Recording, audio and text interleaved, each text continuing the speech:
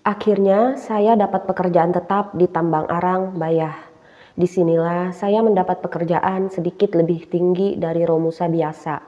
Maklumlah, orang tak punya diploma dan surat keterangan.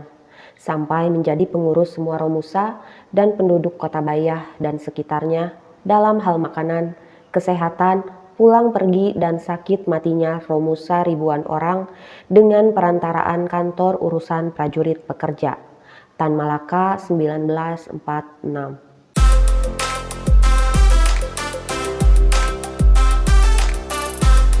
Tan Malaka yang terlahir dengan nama asli Sultan Ibrahim dengan gelar Datuk Sultan Malaka ini lahir pada 2 Juni 1897 dan wafat pada 21 Februari 1949.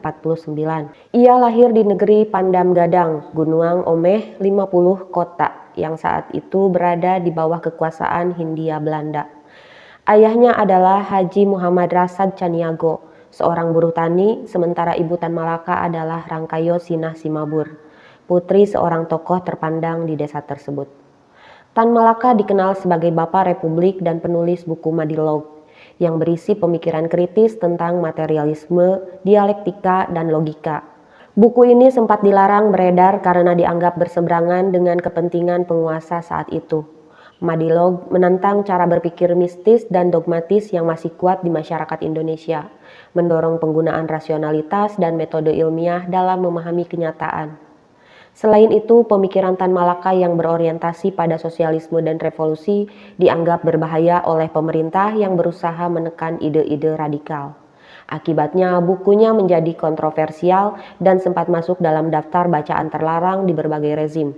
Meskipun kini dihargai sebagai salah satu karya intelektual paling berpengaruh dalam sejarah Indonesia. Dan salah satu bukunya Dari Penjara ke Penjara 1948 membawa semangat petualangan penuh warna yang menyelimuti kehidupannya serta mengungkap banyak hal dari sosok yang menjelma sebagai salah satu teka-teki terbesar dalam sejarah Indonesia modern. Pada Juni 1943, Tan Malaka tiba di Bayah dan menyaksikan penderitaan luar biasa para Romusa yang dipaksa membangun jalur kereta api menuju Saketi. Dalam bukunya Dari Penjara ke Penjara, ia mencatat betapa brutalnya proyek itu. Sekitar 90.000 nyawa melayang dan pada puncak kelaparan serta penyiksaan di tahun 1944 hingga 500 orang tewas setiap hari. Lalu pada suatu hari di September 1944, Soekarno datang ke Bayah. Dengan semangat membara, ia berpidato di hadapan para Romusa, mendesak mereka untuk bekerja lebih keras menggali batu bara bagi tentara Jepang.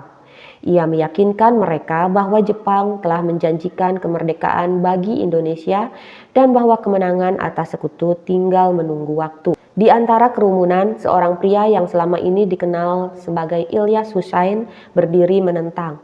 Tan Malaka dalam penyamarannya menatap Soekarno dan berkata tegas, "Bangsa Indonesia akan lebih kuasa dan habis-habisan bukan untuk memperjuangkan janji kemerdekaan, tapi untuk memperjuangkan kemerdekaan yang ada."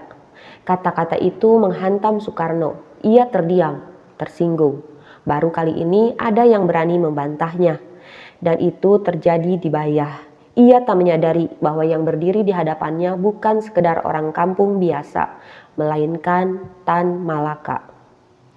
Tan Malaka dan Bayah memiliki keterkaitan yang jarang dibahas, tetapi syarat makna sejarah. Jalur kereta sepanjang 89 km membentang dari desa Saketi hingga Bayah, berujung di Gunung Mandur, tempat penambangan batu bara yang menjadi urat nadi eksploitasi Jepang. Dalam kurun waktu hanya setahun, dari Februari 1943 hingga 1 April 1944, ribuan Romusa dipaksa membangun jalur ini di bawah todongan senjata. Di tengah penderitaan itu, Tan Malaka hadir bukan sebagai penonton, melainkan sebagai bagian dari mereka, berjibaku di tengah keringat dan derita, menyaksikan langsung betapa kerasnya penjajahan di tanah sendiri. Di Bayah, Tan Malaka menyaksikan betapa tambang batubara bekerja tanpa henti. Hasilnya diangkut lori-lori menuju pelabuhan untuk menjadi bahan bakar kapal-kapal Jepang. Namun ia bukan sekedar saksi sejarah. Ia merasakan sendiri bagaimana rasanya menaiki kereta api yang dibangun dengan keringat dan darah para Romusa. Para pekerja paksa yang ia upayakan agar tetap bertahan hidup, mengurus kesehatan mereka, memastikan ada makanan meski dalam keterbatasan. Tambang batubara di Bayah, Kabupaten Lebak, Banten, tentu menjadi incaran Jepang. Namun tantangan besar muncul bagaimana mengangkut hasil tambang dalam jumlah masif. Solusi paling masuk akal adalah membangun jalur kereta api. Apalagi stasiun Seketi sudah berdiri sejak 1906, dibangun oleh pemerintah Belanda melalui perusahaan kereta api Stadspoorwegen yang menghubungkan Rangkas Bitung ke Labuan. Dari titik itu, Jepang hanya perlu menarik jalur baru menuju Bayah dan Gunung Mandur, menjadikannya jalur strategis untuk mengurus sumber daya demi kepentingan perang mereka. Ketika Bung Karno melawat ke Bayah, di tengah ribuan Romusa yang letih namun masih menyimpan harapan, tiba-tiba suara lantang menggema menumbus kerumunan. Kapan Indonesia merdeka? Semua mata mencari sumber suara. Tan Malaka yang berdiri di antara para pekerja paksa menantang penjajah dengan keberanian yang tak terbendung. Jepang panik, berusaha melacak asal suara yang menggugah itu. Namun, seperti bayangan yang tak tersentuh, Tan Malaka menghilang begitu saja. Orang-orang yang sempat melihatnya tahu pasti, itu dia, sang revolusioner yang tak pernah gentar, hadir di tengah derita, lalu lenyap sebelum musuh sempat menangkapnya. Banten Selatan menjadi saksi bisu perjuangan heroik para pemuda Republik yang tak kenal kompromi. Pada 11 Oktober 1949, di tengah gelora semangat kebangsaan, Chairul Saleh, Muhyiddin Nasution, Haji Tubagus Ahmad Khatib, dan Djaro Karis mendeklarasikan berdirinya Tentara Rakyat. Mereka menegaskan tekad untuk melawan penjajahan kolonial di Banten Selatan, menentang keras sikap Soekarno dan Hatta yang memilih berunding dengan Belanda pasca proklamasi. Bagi mereka, kemerdekaan Indonesia haruslah mutlak dan tanpa syarat. Keberanian Chairul dalam memperjuangkan kemerdekaan terlihat jelas pada 16 Agustus 1945. Bersama Sukarni, Wikana, dan Aidit, ia terlibat dalam penculikan Soekarno dan Hatta dengan tujuan mendesak mereka untuk segera memproklamasikan kemerdekaan Indonesia tanpa menunggu restu penjajah. Keberanian mereka berhasil dan pada 17 Agustus 1945 Indonesia memproklamasikan kemerdekaannya. Namun perjuangan Chairul tak berhenti di situ. Bersama tokoh revolusioner lainnya seperti Sukarni dan Adam Malik, mereka mendirikan Partai Murba, Musyawarah Rakyat Banyak, pada 7 November 1948 yang mencerminkan semangat revolusioner yang terus menyala.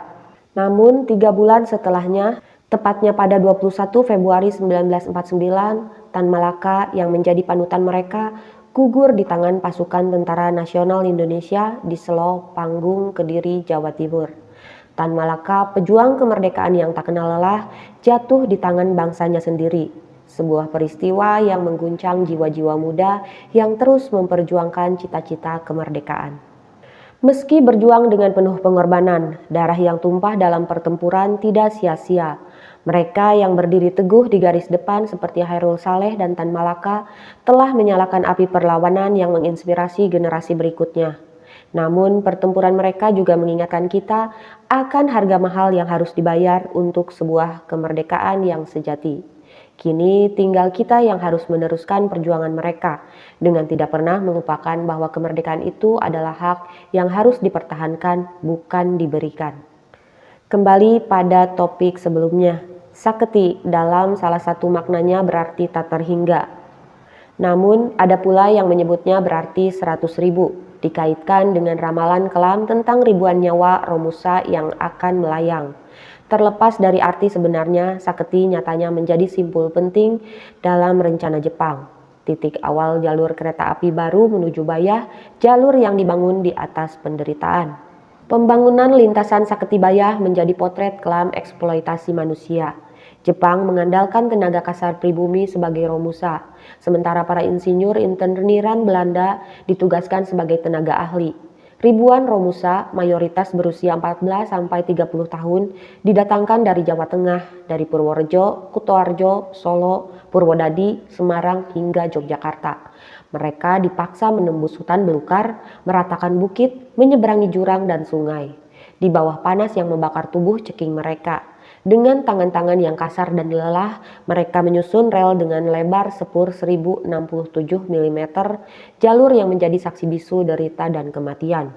Di sepanjang lintasan Saketibaya terdapat 20 jembatan.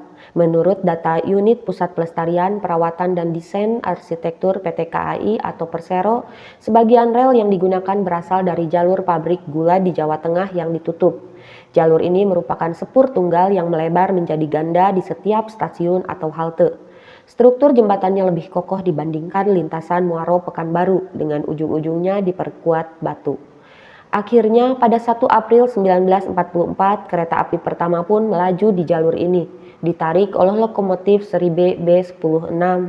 Setiap hari sekitar 300 ton batu bara muda diangkut dari Bayah ke Saketi, memenuhi kebutuhan perang Jepang. Selain itu, sekitar 800 penumpang, kebanyakan kelas 3, berdesakan dalam gerbong, menumpang perjalanan yang tak hanya melintasi jalur rel, tetapi juga sejarah penuh luka dan pengorbanan. Dalam kata pengantar Madilog, materialisme, dialektika, logika, Tan Malaka menegaskan betapa beratnya penderitaan Romusa di masa penjajahan Jepang. Bayah selain menjadi saksi bisu eksploitasi tenaga pribumi, juga menjadi tempat lahirnya pemikiran revolusionernya. Di sanalah Madilog ditulis, berpindah dari satu persembunyian ke yang lain, mengikuti jejak perjuangan sang pemikir.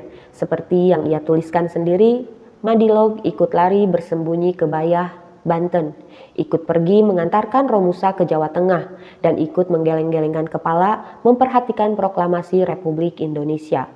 Di tengah derita Romusa dan ketidakpastian zaman, pemikiran Tan Malaka justru semakin tajam, meresapi realitas pahit untuk menyiapkan jalan menuju kemerdekaan yang sejati.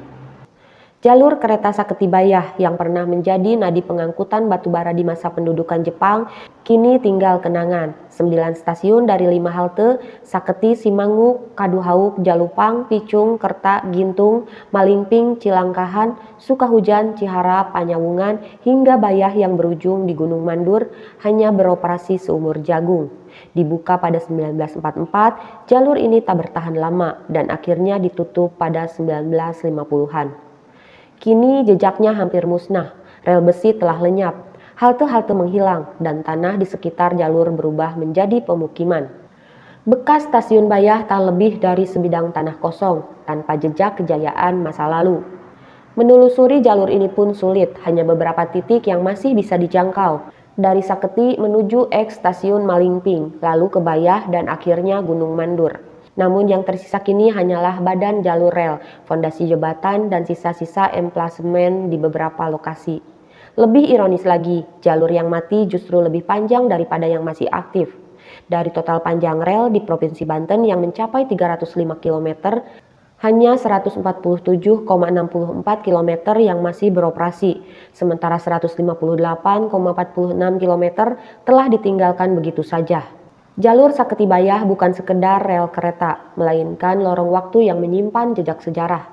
Di sana ada Tan Malaka yang berbaur dengan Romusa, Bung Karno yang pernah duduk dan makan bersama mereka, serta ribuan pekerja paksa yang bertaruh nyawa demi membangun jalur ini.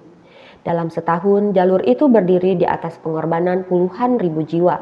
Tetapi ironisnya, tak butuh waktu lama bagi Saketibaya untuk lenyap, seakan hilang ditelan sejarah.